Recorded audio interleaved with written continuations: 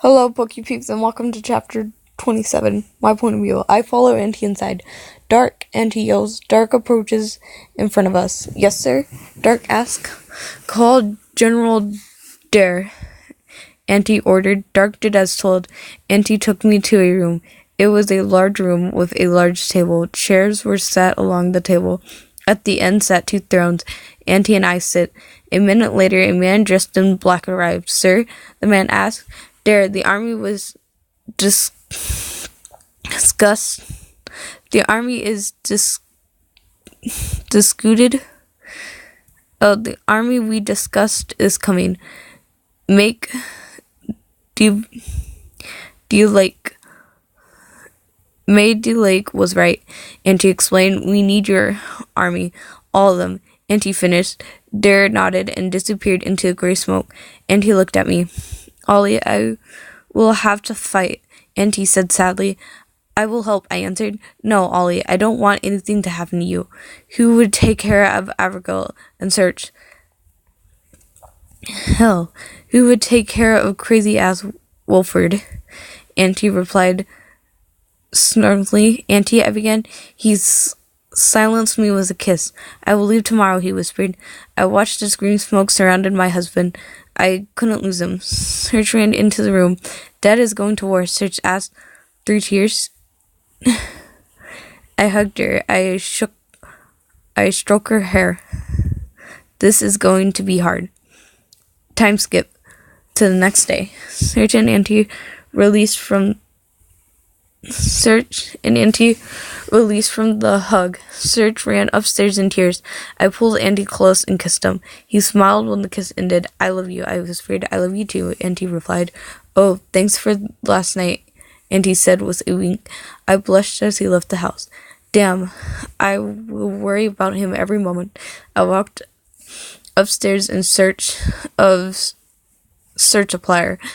I found her in her room. She was climbing blue. Her blue fur went wet from her tears. I knelt by her side. Honey, he will be back. I reassured Search. She nodded with a weak smile. Unfortunately, I didn't know how true this statement was. There was always that possibility.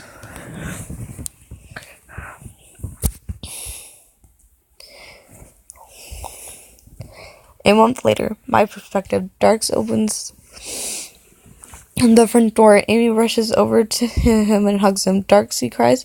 Search and I hug Dark. Ollie, Auntie will be back in a few days, Dark said. It was like he read my mind. I smiled weakly.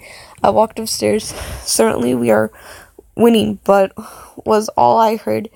Dark explained to Amy. I continued upstairs sadly. God damn, I missed Auntie. Suddenly I heard the front door fly open. I was pushed to the side as men brought a body on a stretcher upstairs. Dark and PewDiePie followed it up. Amy and Search were close behind. It shocked me. The body was Auntie. I began to run upstairs, but Search and Amy held me back. Search whistled and Abra shook her head in the window. She gently grabbed the back of my shirt with her mouth and pulled me outside. I stopped struggling and relaxed. Auntie would want me to continue life. I walked inside and did my normal routine. I helped the maids. I made desserts. I helped Search with her school projects, and I held Amy's garden. I checked the time. It was 9:47 p.m. I walked upstairs. Dark was leaning against the door. I could tell he was tired. Go to bed. I will sit out here, I scolded. Dark did as told and went to bed. I leaned against the door. My legs became wobbly, so I sat down. I knew Auntie would want me to continue. He wouldn't want me to move around the house. Auntie might not make it, but I know he will be proud no matter what. I slowly fell asleep with the thought. Auntie's point of view. Ollie is so strong. She did everything she had to do, even though Oh, my bad. Amy's point of view. Ollie is so strong. She did everything she had to do, even though Auntie is all effed up. She knew he might not make it, but she powered through. She is such an amazing woman. Ollie even helped me garden. I walked upstairs and noticed Ollie sleeping on the ground. I made her bed on the ground with blankets and pillows, and I set her on it. I knew if I woke her up, she wouldn't leave that spot. Ollie was worried, like all of us are. We all knew Auntie may die.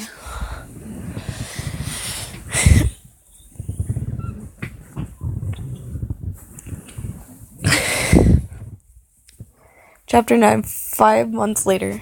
My perspective. I continued life without Auntie. He was still in a coma. Most figured he would die soon, but I had small hope this wouldn't happen. I creeped upstairs to the bedroom. Now that the doctors had done almost all they can, were able to visit Auntie. Every night I would sleep in the chair next to him and hold his hand. Once in a great while he would twitch his hands, or his eyelids would flutter. I open the bedroom door and walk in. I sit in my normal chair and relax. I notice Antisepticized eyelids continue to flutter. I love you, Auntie. I will always love you, I whispered, beginning to lose hope. His hand twitched and his head moved. He had done this one other time, and it was last night. The doctor said it meant two things. He was either about to die or wake up.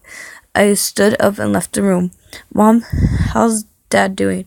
Serge asked when I met her on the elevator. He's fine. I lied, not wanting to upset Serge. I know you're lying, Serge whispered. I noticed a tear roll down her cheek. That was exactly what I wanted to avoid. He's twitching like he was last night, honey, I replied as the elevator hit floor 97. Serge nodded. She got out on floor 89. That was where she did her homework. I was going to floor 82. On floor 82 there was a bar. I planned on getting a fruity, girly type of alcohol and leaving. Finally, the elevator stopped at 82. I got out and walked inside the bar. The bartender knew what I got, so she threw it towards me. I caught the bottle. I noticed someone familiar sitting. It was Dark. Dark, I asked. His head was facing the table, and he was drawing circles with his fingers. He looked up at me. Any life in his eyes had disappeared. It broke my heart to see him